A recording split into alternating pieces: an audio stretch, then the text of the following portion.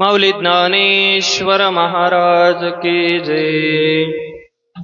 नाही कष्टाचा गुमान, नाही कष्टाचा गुमान, गोवे भ्रमरा सुमन, प्रेम प्रीतीचे बांधले ते न सुटे काही केले, पदरी घाले पिळा, बाप निर्बळासाठी बाळा, प्रेम प्रीतीचे बांधले ते न सुटे काही केले, तुका म्हणे भावे भेणे देवे आकारावे, प्रेम प्रीतीचे बांधले ते न सुटे काही केले, अजम रुक्मिणी प्राण संजीवनम तम परम धाम कैवल्यमेकं तुर्यम, प्रसन्नं प्रपन्नार्ति देव देवं परब्रह्म लिंगं भजे पांडुरंगम. श्री पांडुरंगा करू प्रथम नमन, श्री चरण संताची त्यांच्या कृपात अनेकतेचा विस्तारू, श्री बाबाजी सद्गुरु दास तुका.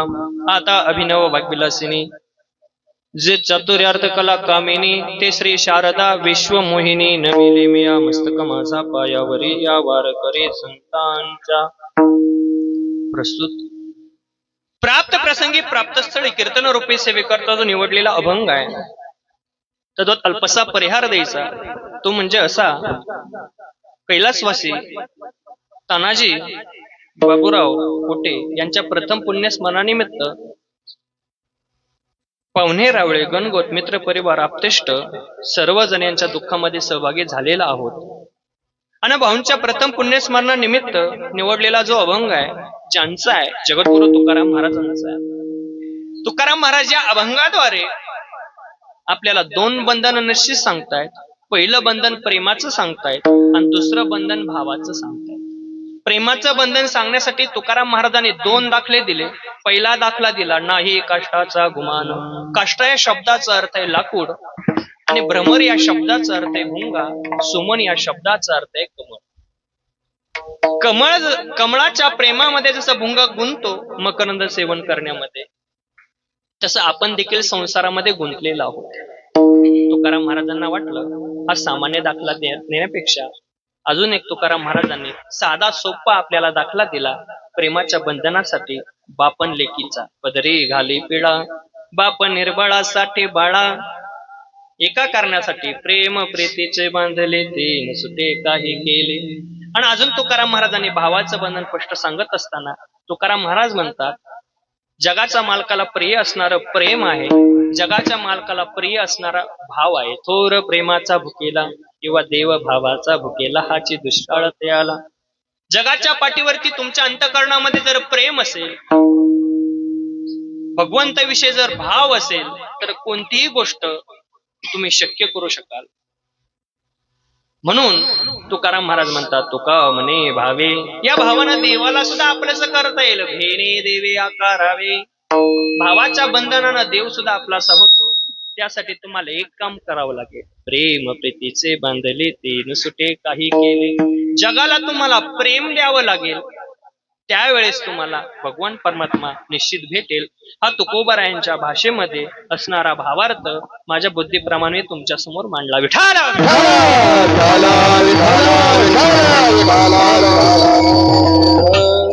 तुकाराम महाराज या अभंगाद्वारे दोन बंधनं या जीवाला निश्चित सांगतायत. पण याच्या अगोदर जीवाला दोन बंधनं मुख्य आहेत. या जीवाला पहिलं बंधन कर्माचं, या जीवाला दुसरं बंधन आहे ते संसाराचं. संसार करत नाही असा मनुष्य बघायला भेटत नाही. जो कर्म करत नाही असा मनुष्य आपल्याला बघायला भेटत नाही. प्रत्येक जण कर्म करतो, प्रत्येकाला कर्म करावं लागतं. ही दोन बंधनं सुद्धा आपल्याला बघायची आहेत. आणि तुकाराम महाराजांनी सांगितलेले दोन बंधनं म्हणजे चार बंधनं आपल्याला कमी वेळेमध्ये आपल्याला बघायची. एक तास उरला खटवांग रायासी. बघितलं तर आता 11 वाजले. 12च्या पुढं महाराज जरी किती जरी चांगला कीर्तन करत असला ना, 12च्या पुढे गेले लोक म्हणतात महाराजच 12च. काळजी करू नका, तुम्हाला 12 वाजता बरोबर तुम्हाला मी जेवणासाठी परवानगी देणार आहे. काळजी करू नका. सुंदर वातावरण आहे. काळ भैरवनाथ महाराजांच्या दरबारामध्ये आपण आहोत. आगडगाव, रतडगाव आणि देवगाव हे तिन्ही असणार आहे, सांगायची गरज नाही. म्हणून भैरवनाथ महाराजांच्या दरबारामध्ये कोटी परिवारांच्या निवासस्थानी आपण सर्वजण जमलेला आहात. सुंदर वादक आहेत, परमादाने परमश्रद्धे माझे जिवलग मित्र आगडगावचे असणारे अजयजी महाराज सुरोनकर आज कीर्तन रूपी सेवेला उपस्थित आहेत. परमादरणे परमश्रद्धे ज्यांची सुंदर आपण पहिली चाल गायली, माझ्यासोबत आलेले परमादरणे परमश्रद्धे अमोलजी महाराज पालवे आणि परमादरणे परमश्रद्धे आपल्या फलके गुरुजींच्या संस्थेतील असणारे विद्यार्थी यांनी चाल गायली. दादा नाव काय तुझं? सोहम महाराज. ही अशी लेकरं घडवण्याचं काम फलके गुरुजी करतायत.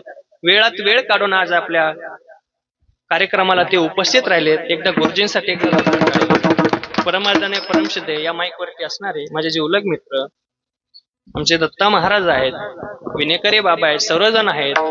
परमादरणे परमश्रद्धे ज्यांच्या युट्यूब चॅनलच्या माध्यमातून या कीर्तनाचं प्रक्षेपण महाराष्ट्राच्या बाहेर करण्याचं जे काम करतायत माझे मित्र, माझा विठ्ठल या युट्यूब चॅनलचे मालक शिवराजजी गोरे आज कीर्तन रूपी सेवेला उपस्थित आहेत. एकदा जोरदार टाळी वाजवा त्यांच्यासाठी. थोडं वातावरण आहे, थोडं वातावरणामध्ये ज्यांच्यामुळे आलेला हा दर्शनाचा योग परमादरणे परमश्रद्धे आपल्या गावचे असणारे सुपुत्र दत्ता भाऊ मोहिते भाऊंनी मला फोन केला, म्हणे महाराज तुमच्या पाहुण्यांचं वर्ष श्राद्ध आहे तुम्हाला करावं लागेल. पाहुण्याचं म्हणल्याच्या नंतर मग तिकडं याचा विषयच नाही. मला काही हरकत नाही. कोटी कुटुंबाचं माझ्यावरती असणारं प्रेम आहे, तुम्हा सर्वांचं असणारं प्रेम आहे आणि तुम्हाला मी प्रेमाचंच बंधन या अभंगामधून तुम्हाला सांगणार. पहिलं बंधन मी तुम्हाला थोडक्यात सांगेन. पहिलं बंधन जीवाला आहे ते कर्माचं बंधन. कर्म करतच नाही असं मनुष्य तुम्हाला बघायला भेटतच नाही. प्रत्येक जण कर्म करतो, लहान असो, थोर असो, झोपी असो, संन्यासी असो, त्याला कर्म करावं लागतं.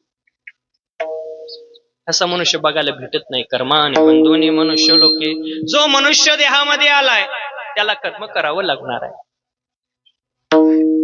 पण जसं तुम्ही कर्म करतो, जसं तुम्ही कर्म कराल तसं तुम्हाला फळ भेटेल. आपण जसं कर्म करतो तसं आपल्याला फळ भेटत असतं. कर्माचा सिद्धांत आहे, कर्म तसं फळ. पेरलं तेच उगवतं. जसं तुम्ही पेराल तसंच उगत असतं.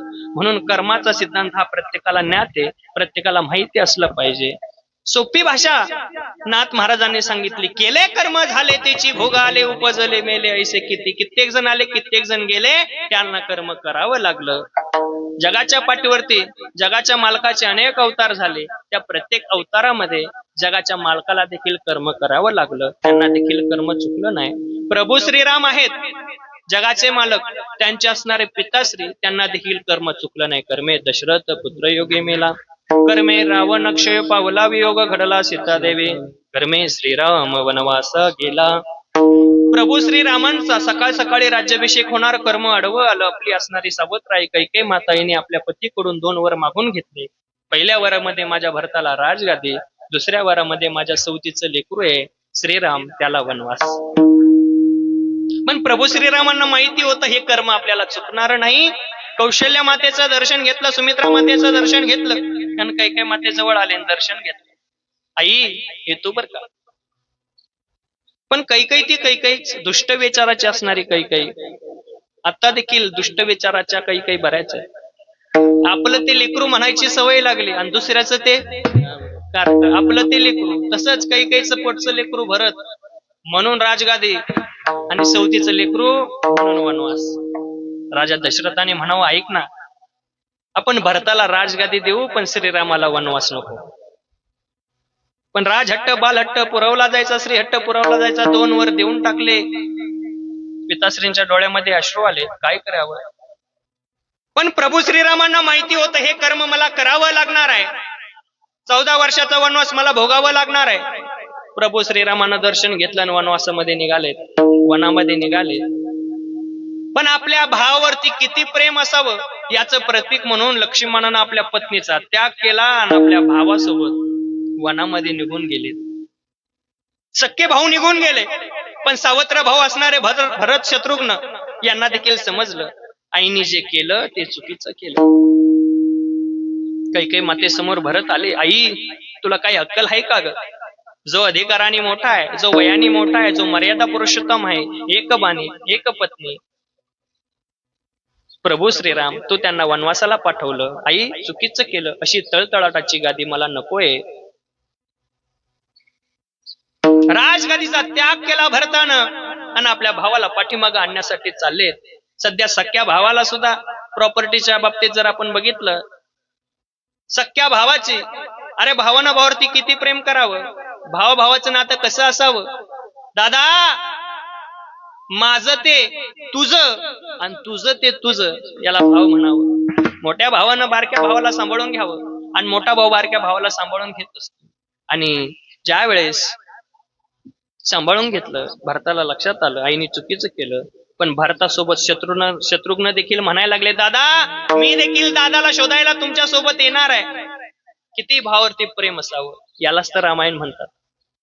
भावानं भावावरती किती प्रेम करावं याला रामायण म्हणतात. भावानं भावावरती किती प्रेम करू नये याला महाभारत म्हणतात. वस्त्राच्या हरणानं घडलं महाभारत आणि हरणाच्या वस्त्रानं घडलं रामायण. सोनेरी हरिण त्याचा ध्यास लागला, रामायण घडलं. आणि वस्त्रहरण झालं. 5 पांडवांची असणारी पत्नी कोण हो माहिती आहे तुम्हाला? कोण? वस्त्रहरण कोणा झालं? द्रौपदीचं. एवढं तरी बोला ना. माझ्यापेक्षा जाणकार मंडळी तुम्ही उपस्थित आहात.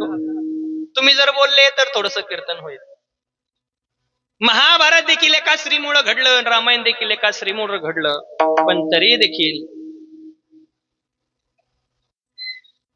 योगायोगाने चित्रकूट नगरीमध्ये दोघा भावंडांची भेट झाली. गायनी जसं पाडसाकडे धाव घ्यावी, सावत्र भाव असले देखील एकमेकांना घट्ट लिंगन दिलं. प्रभू श्रीरामांचं भरतावरती खूप प्रेम होतं. आणि भरतानं म्हणावं, दादा कैकेयी मातेचं तुम्ही ऐकलं, वनामध्ये निघून आले, अयोध्येला चला, अयोध्येची राजगादी तुमची वाट पाहते प्रभू. भरता आता हे शक्य नाही, आता 14 वर्षाचा वनवास मला भोगावाच लागणार आहे. दादा तुम्ही कैकेयी मातेचं मनावरती घेतलं, तिचं मनावरती घेऊ नका, तिला अक्कल नाही असं म्हणणारा पोटचं लेकरू भरत आहे. पण प्रभू श्रीराम म्हणतात, अरे भरता ती आपली आई आहे, ती आपली माता आहे, तिला असं वेडवाकडं बोलू नको. यात कैकेयी मातेचा दोष नाही, दोष असेल माझ्या कर्माचा दोष. मग प्रभू श्रीराम जगाचे मालक, त्यांना कर्म चुकलं नाही, तुम्हाला मला चुकणार आहे का?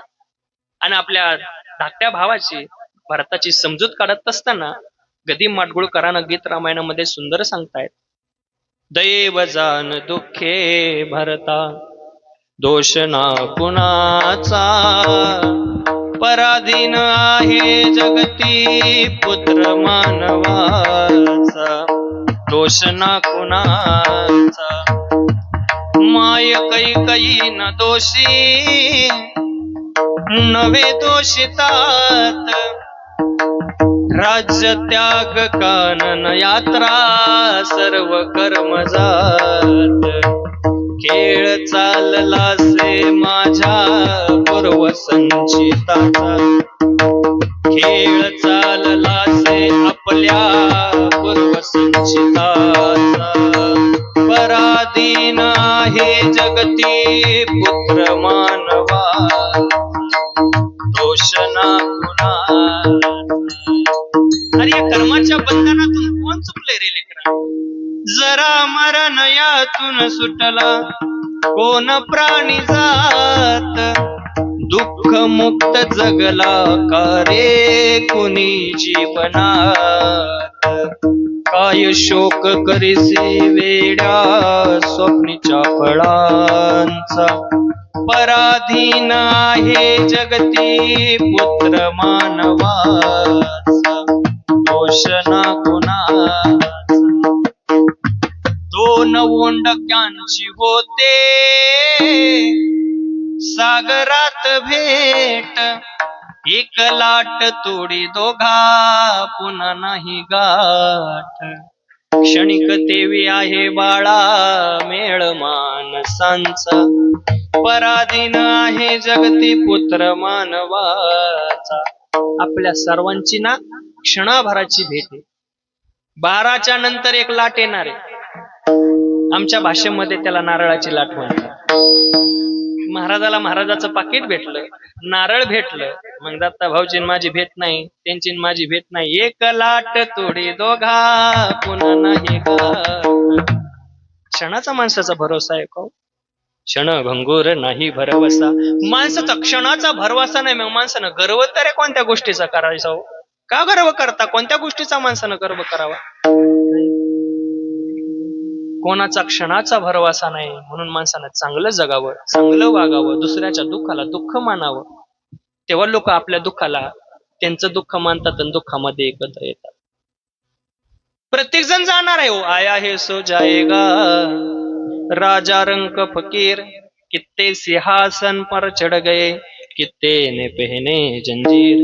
नौ भी मर गए 10 भी मर गए क्यों रोगी जपी तपी संन्याशी मर गए जिंदा जोगी. प्रत्येकाला जावं लागणार आहे, प्रत्येक जण जाणार आहे.